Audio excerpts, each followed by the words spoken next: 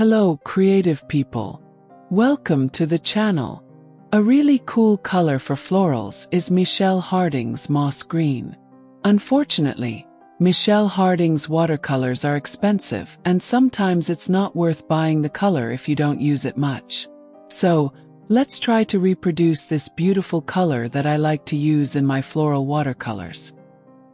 My name is Norma Corrado. Stay with me until the end to find out if we can do it or not. If you're new to the channel, subscribe and activate the bell, because there's always content to inspire your creativity. And buy my book Watercolor Flowers without the use of sketches on Amazon. It's still free for Kindle Unlimited and Prime subscribers. Take advantage, the link is in the video description. To complete this challenge we'll use watercolor, brush, color wheel and a small white porcelain plate. The predominant color is a slightly yellowish-greenish brown. Let's use the color wheel to see which color we start with. We know that complementary colors, that is, colors that are opposite each other on the wheel, when mixed together produce neutral brown tones. We saw that the desired color is pulled towards the greenish-brown tone, so let's mix the opposite colors on the wheel, red and green. We start with green. Add a little red to get a greenish-brown and adjust with yellow.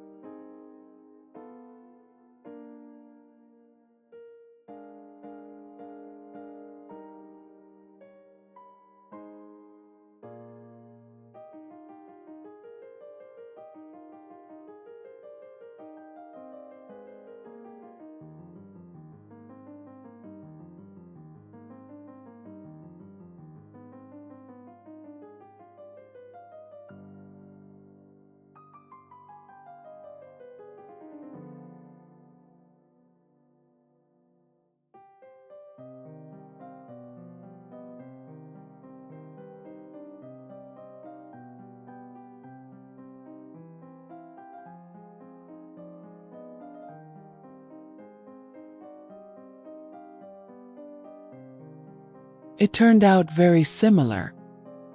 So this is how I create the colors I need. I analyze the color, use the color wheel and do trial and error until I reach the desired color or very close to it. I hope you enjoyed this tutorial on how to create the color moss green in watercolor. Now, it's your turn to make this color.